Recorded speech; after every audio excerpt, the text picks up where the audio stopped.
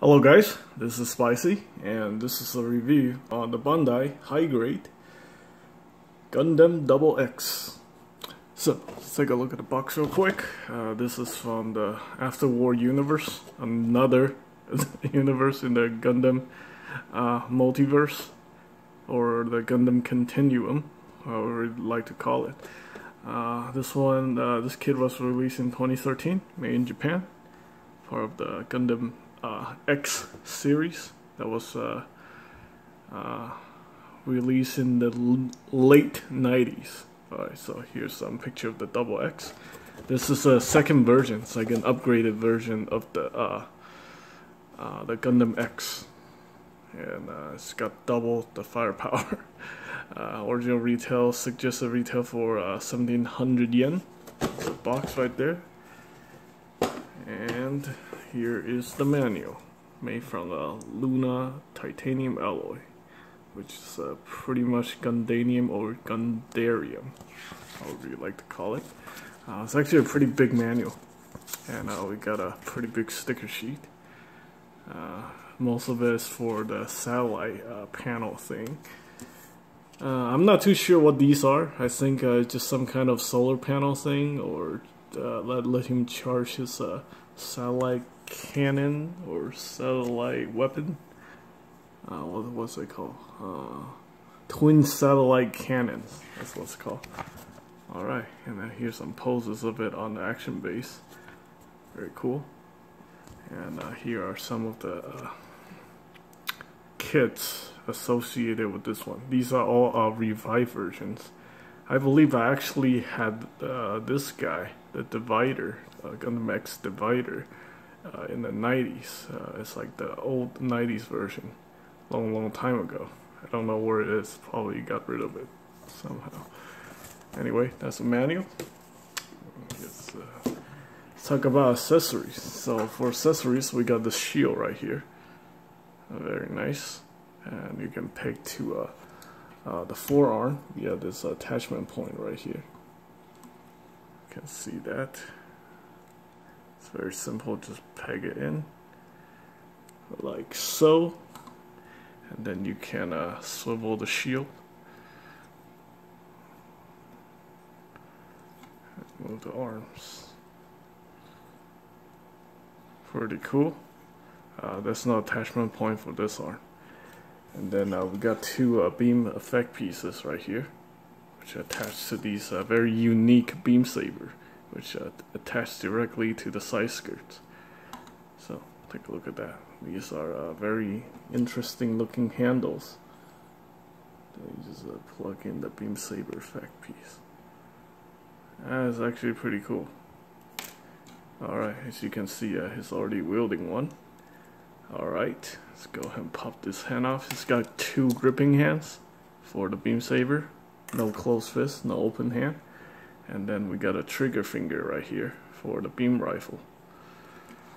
Now, I didn't paint this kit to accuracy according to the manual. I think I'm missing some paint apps on the beam rifle and the legs. I think these parts are supposed to be yellow. But yeah, I think that's pretty much it. We got a beam rifle right here. We got a massive sticker sheet up here and a part of the beam rifle. Alright. Pretty cool. Alright. And then let's talk about the articulation. The heads on the double ball peg. These ones are very common. Take a look at that. Yeah, that's a very common piece used, polycap. And then we got an arm on the swing out polycap right here on the ball peg. And then we got another polycap in here to let it move the arms. Move it up a little bit. You can actually move this shoulder armor piece up a little bit and have the arm go all the way. But it's kind of ridiculous, and I don't think that's how it's intended. Here we got the bicep swivel. Pretty cool. Double jointed elbow. Very nice. And then I don't think we have an ab crunch. Yeah, it's really not much of an ab crunch with this guy.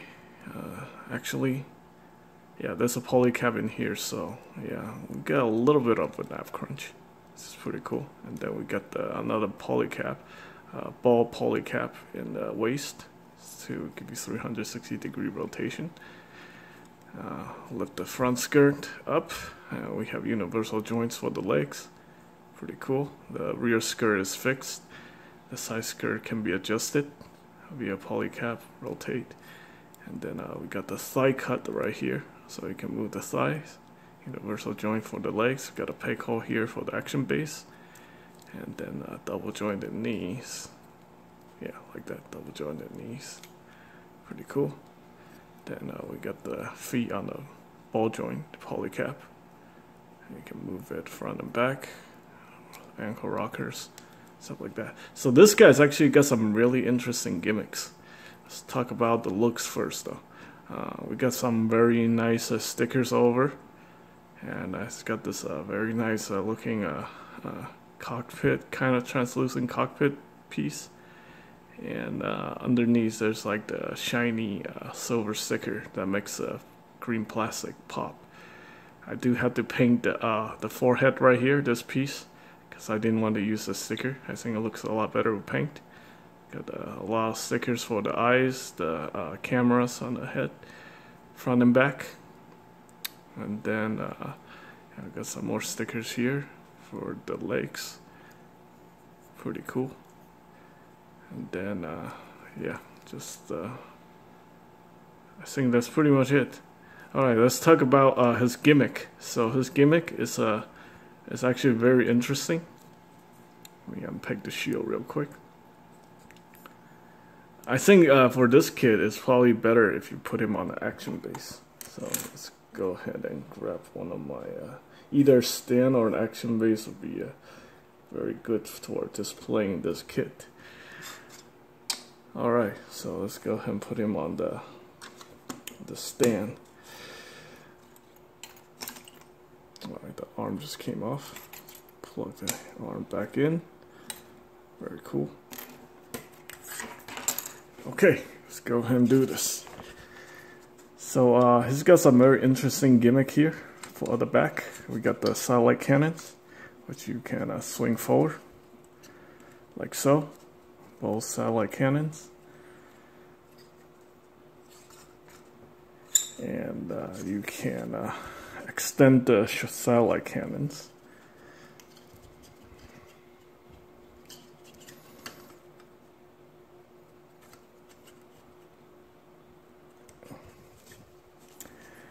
Alright, maybe I should take them off first, just to be safe. Alright, so you extend them like that. And then you plug it back in here. There we go. Looks a lot better. And then for these winglets, you can open them up, exposing the pretty awful foil stickers. It's a necessary evil for this kit, unless you want to paint these. I didn't feel like doing that, since this is actually another sponsor kit. So,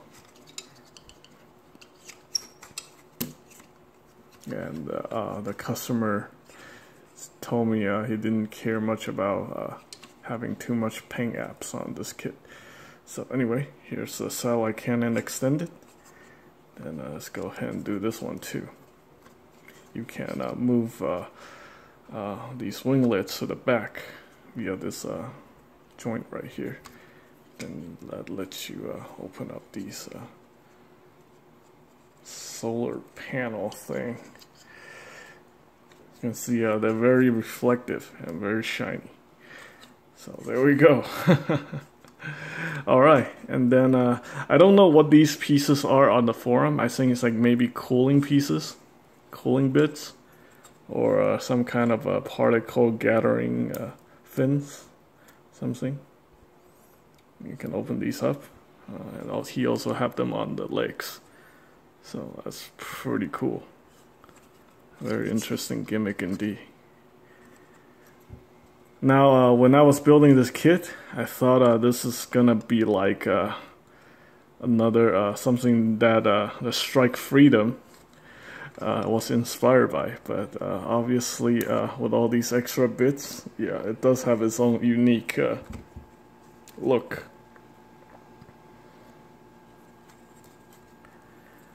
Alright, yeah, let's go ahead and do that for this arm.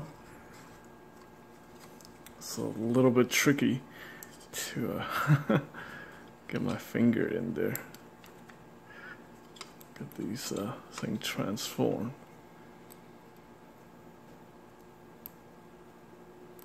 Alright, I actually did it. It's pretty cool. So yeah, very interesting looking kit. 2 satellite cannons, these satellite charging fins. Someone told me in order to activate this mode, he has to be like facing the moon or something. Anyway, I never watched Gundam X, and I don't think I ever will, but this kit is pretty cool. So yeah, I think retail price for this kit's around $15 to $18. You know, maybe 20 at most at most online stores, or you can visit Tatsu Hobby and get it for like maybe 18 or 20 bucks. Anyway, that is pretty much it for this kit. I do recommend picking this one up. Another very, very nice high-grade kit from Bandai. And yeah, that's pretty much it. Hope you guys find this review helpful. And as always, thanks for watching.